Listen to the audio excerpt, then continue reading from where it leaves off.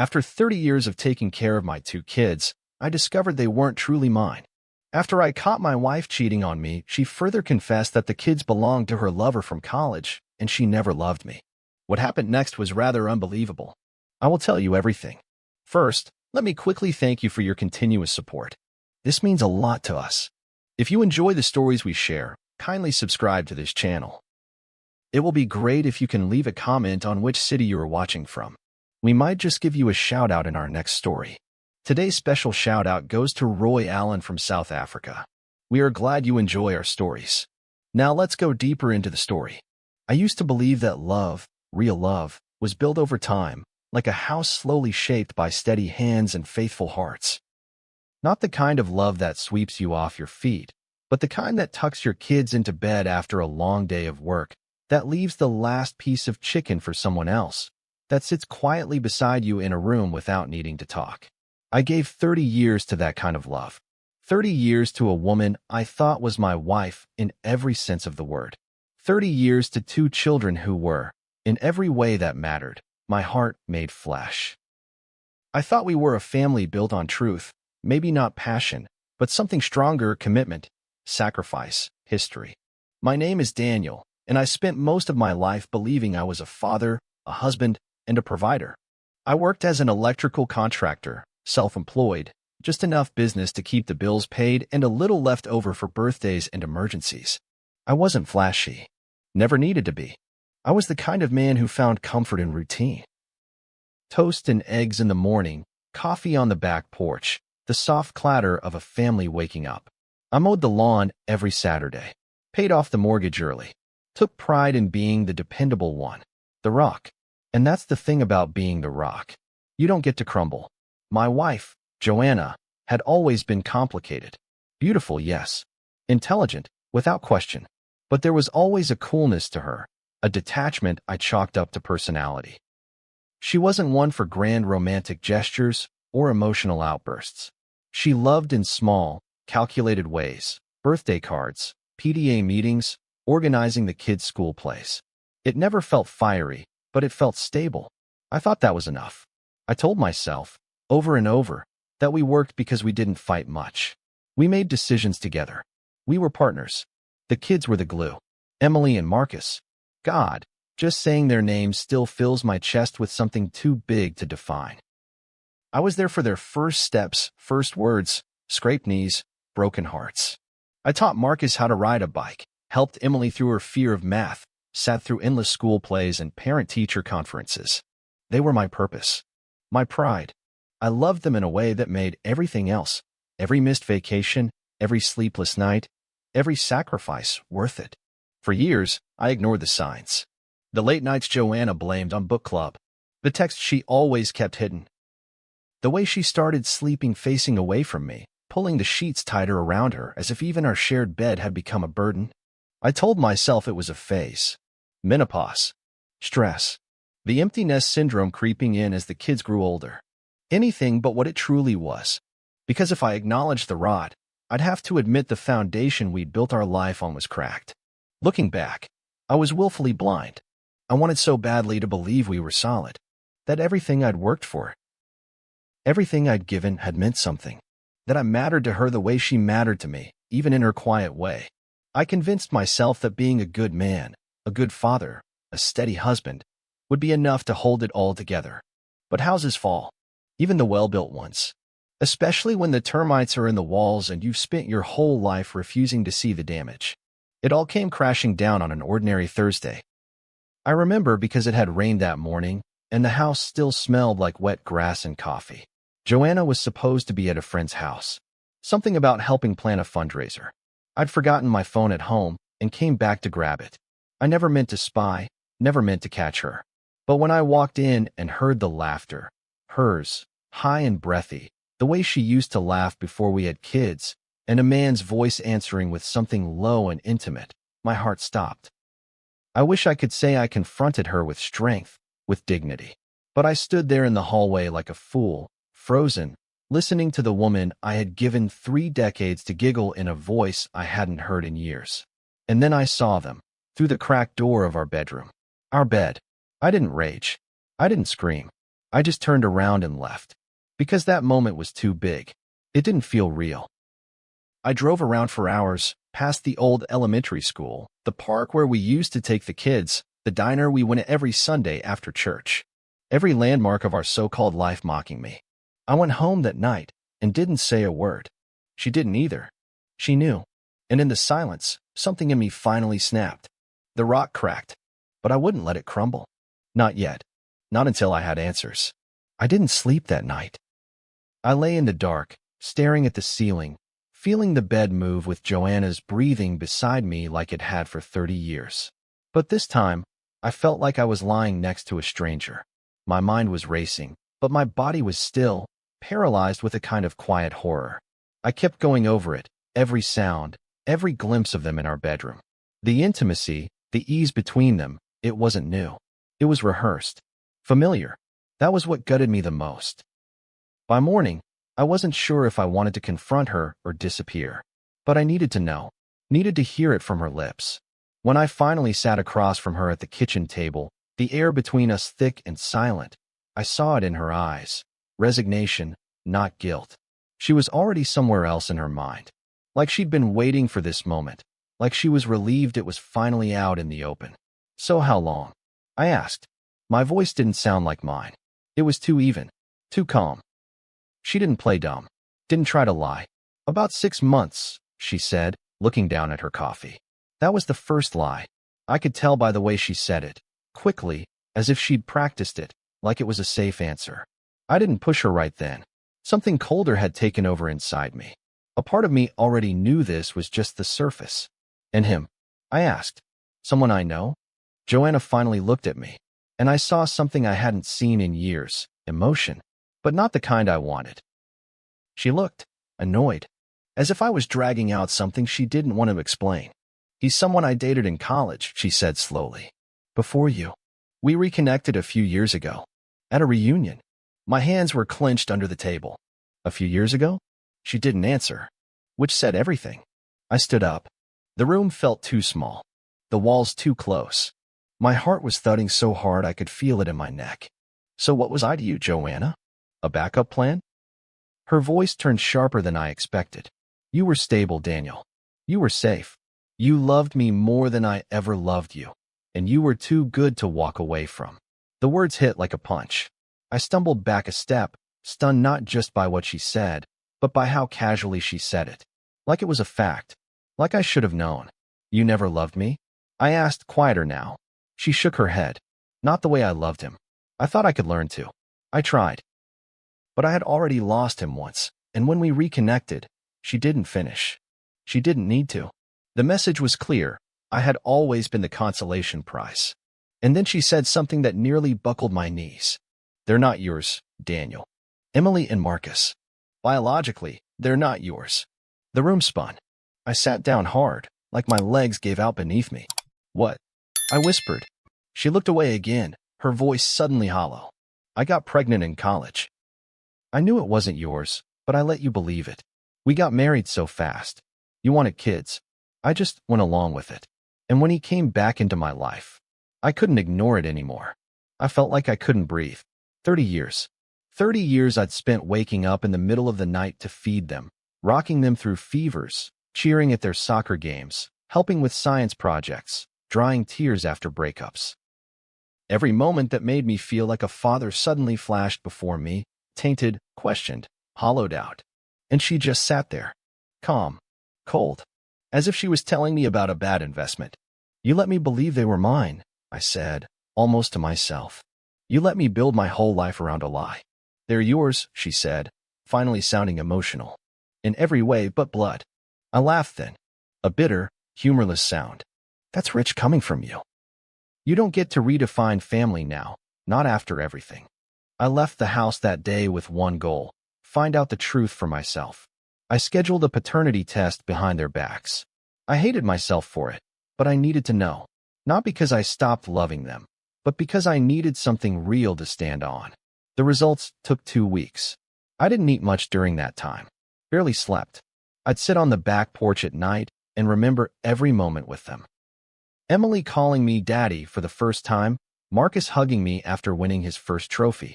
I clung to those memories like a man gripping the edge of a cliff. And then the results came. Negative. For both. I sat there staring at the paper for what felt like hours. It was a formality, really. My heart had already known. But seeing it in black and white tore something loose inside me. That night, I called them both into the living room. Joanna had already moved out by then. I told them everything. Every detail. I didn't sugarcoat it. I showed them the results. Emily cried. Marcus just stared at the floor. I don't care, he finally said, his voice hoarse. You're still my dad. Emily nodded, tears streaming down her face. You raised us. She might have given birth to us, but you were there. You're the only parent we've ever had. I broke down then. Not because of the betrayal. Not because of the test. But because in that moment, I realized something simple and profound. Love doesn't vanish just because truth arrives. The truth may shatter illusions, but it can't erase the years spent building something real. They chose me, and I would choose them again and again. Filing for divorce felt strangely anticlimactic. After everything, 30 years of marriage, a full house, shared holidays, inside jokes that now felt foreign. It all boiled down to signatures, notarized papers, and emotionless legal language. The clerk behind the desk barely looked at me as she stamped the forms. You'll be notified once the court date is set, she said without looking up. I nodded, walked out, and sat in my truck for a long time before starting the engine. I didn't feel relief. Not yet. What I felt was something colder, something I hadn't had a name for until then. Disbelief tinged with a kind of grief that had no grave. I wasn't mourning the end of a marriage. I was mourning the version of myself who had believed it was real. The kids were still reeling, trying to balance their own heartbreak with the guilt of knowing they were caught in the middle. I tried to shield them from it, but how do you protect someone from a fire that started in their own living room? Emily stopped eating for a while. She cried most nights, curled up in her room. Marcus became quiet, sullen. He'd always been my more expressive kid, the one who said, I love you, without hesitation. But now, even his hugs felt stiff, as if he didn't know how to exist in this new version of our family.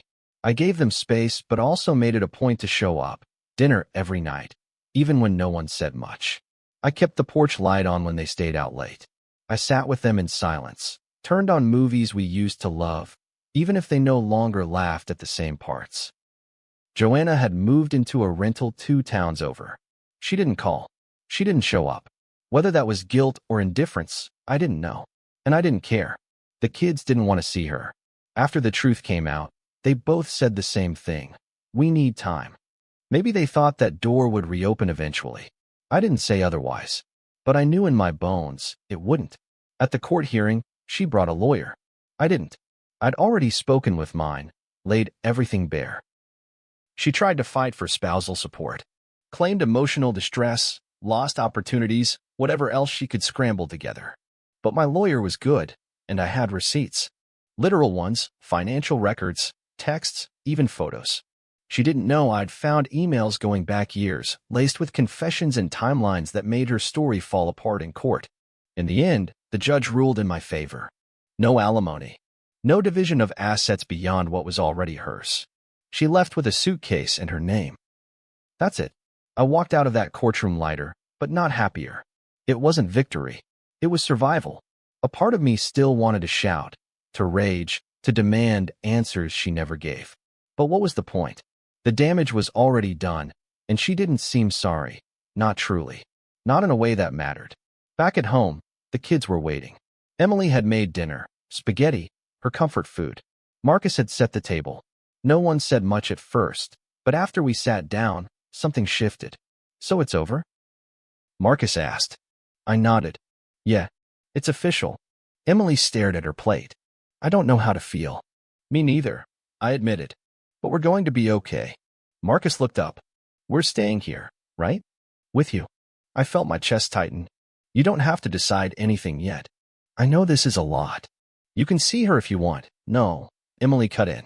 We talked about it. She lied to all of us. We're not ready to forgive that. There was a long pause. A shared silence that didn't feel empty. They had chosen me.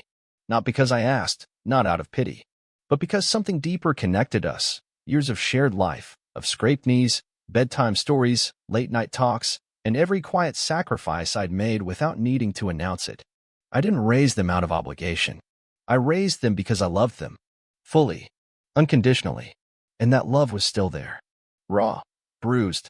But intact. In the weeks that followed, we settled into a new rhythm.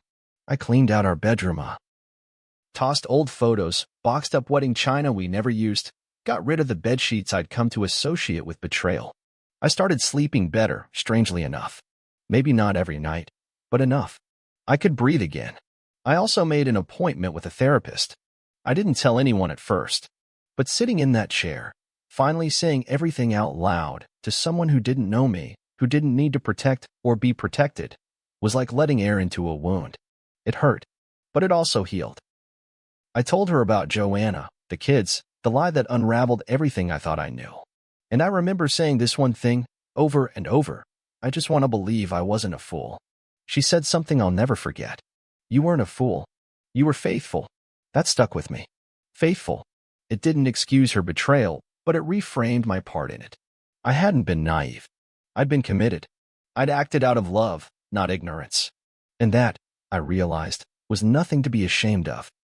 The first morning I woke up in the house alone, truly alone.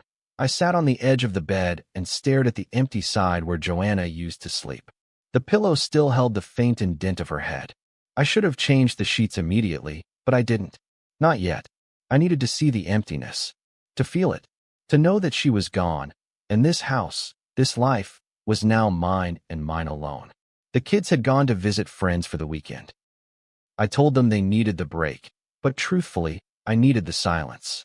Grief, I was learning, doesn't always come with tears. Sometimes it came as a dull ache in your chest while you loaded the dishwasher.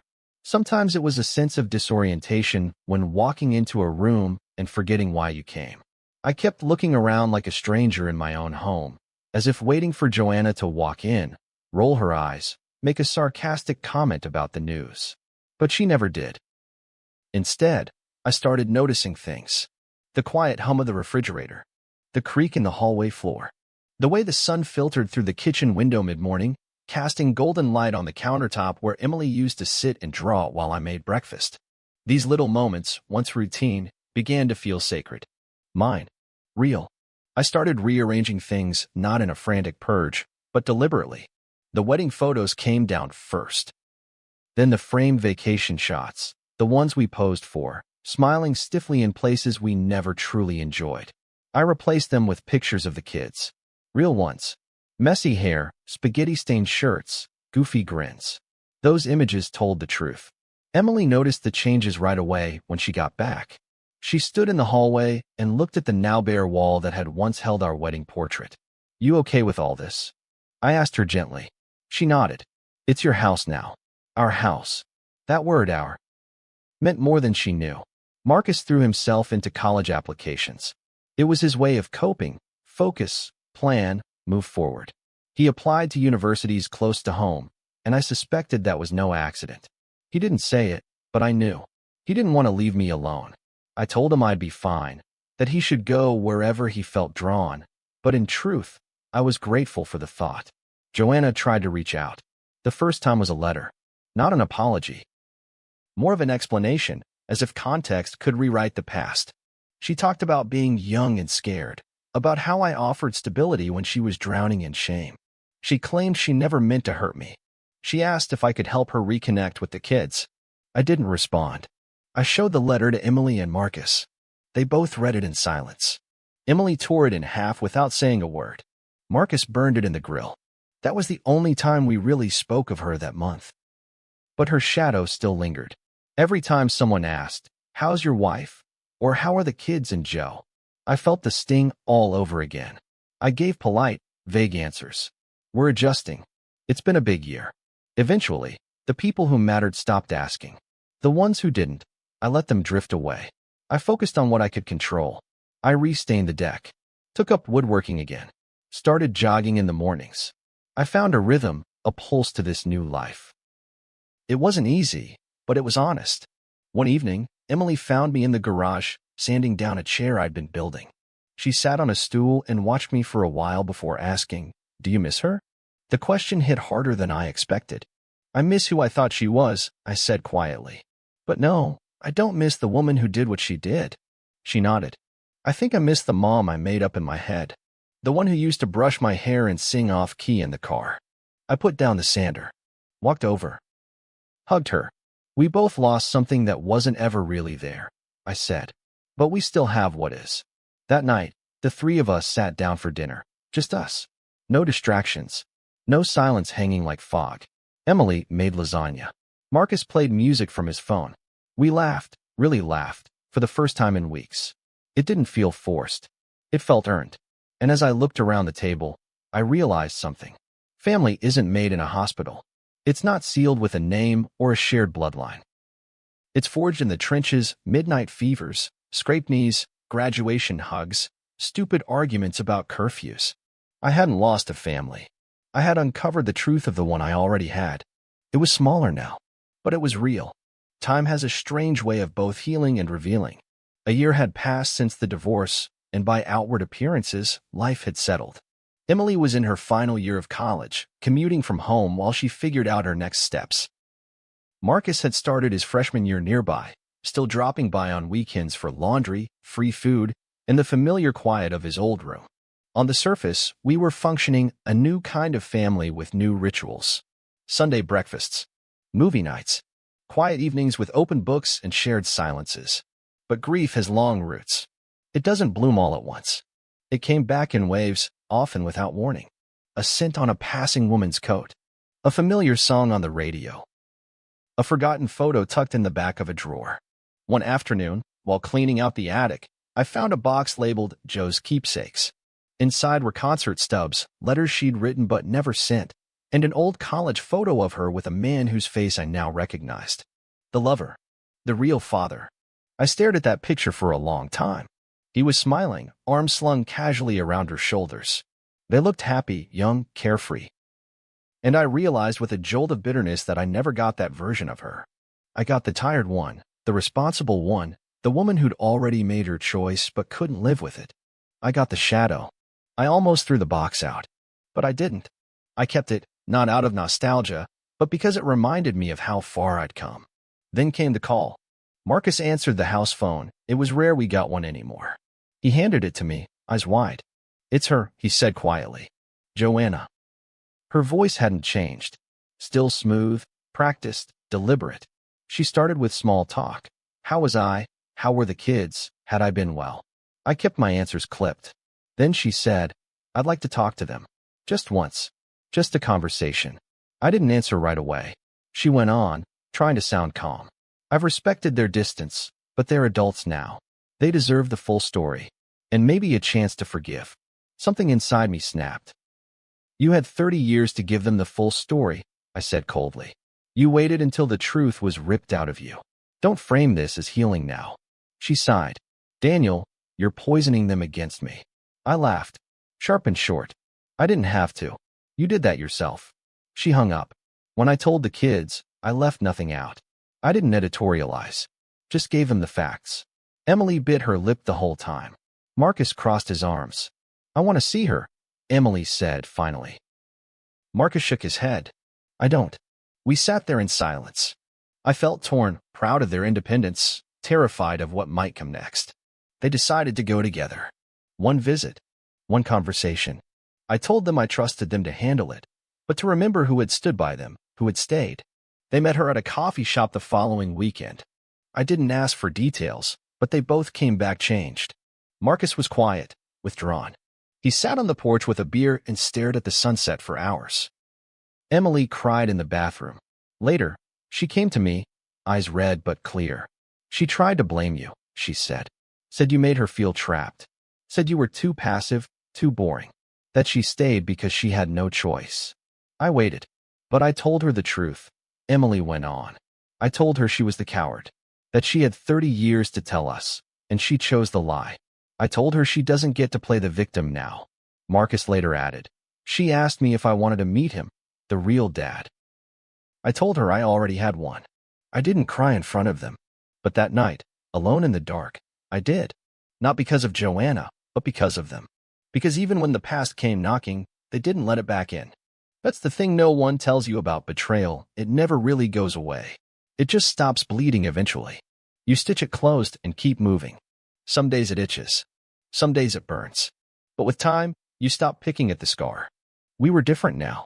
Wounded, yes, but stronger. We weren't just surviving anymore. We were becoming whole. I used to think fatherhood was something you inherited, a role bestowed by biology, sealed by blood. But now, as I sit on this porch, coffee in hand, listening to the wind play through the trees, I understand something deeper. Real fatherhood is earned.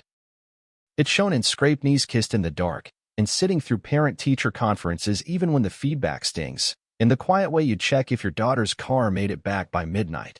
It's 1,000 invisible acts stitched together until one day, your child calls you home. I was never their biological father. That truth is unchangeable, immutable. But every day since they found out, Emily and Marcus have chosen me. Not out of duty, not out of guilt, out of love, out of history, out of something that biology can't measure. Joanna never came back after that meeting. I heard she moved out of state, somewhere west. Tried to start over. I don't wish her ill.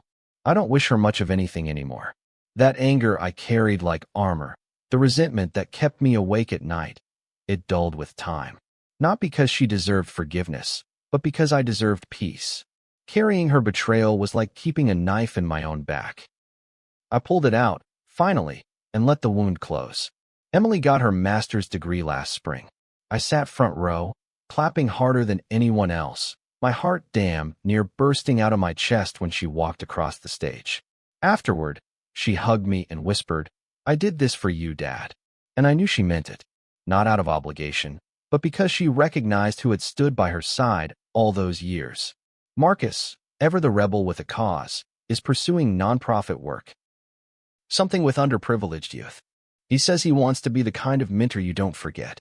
I told him he already was. He hugged me, tighter than he usually does, and said, "You showed me how." We still do Sunday dinners. Just the three of us. Sometimes Marcus brings a date. Sometimes Emily comes late, exhausted but smiling. I cook. I always cook. It's my way of saying, you're still safe here. There are moments, still, when I feel the echo of what we lost. Anniversaries that no longer exist. Family photos that cut off at the edges. The realization that I spent 3 decades loving someone who was never really mine. But even in those moments, I remind myself, I didn't waste my life. I invested it. I gave my best to 2 people who took that love and grew into something incredible. They were never mine by birth, but they are mine in every other way that counts. And that's enough. More than enough. I'm not the man I was when this all began. That man believed loyalty could save a marriage. He thought being good and steady was enough. He believed in a version of love that asked him to sacrifice everything without question. That man is gone. In his place stands someone new. Someone who understands boundaries. Who knows that forgiveness is not owed just because someone asks for it. Who knows that sometimes cutting someone off is the most loving thing you can do for yourself. Joanna's betrayal didn't break me. It revealed me. And in the rubble of that old life, I found something stronger. Family. The kind you choose. The kind that stays. If this story moved you or made you reflect on your own journey through love, betrayal, or family, please take a moment to like, comment, and subscribe. Your support helps us share more real, raw stories that speak to the resilience of the human spirit. Let us know in the comments what part of this story resonated with you most. Your voice matters here. See you soon in the next story.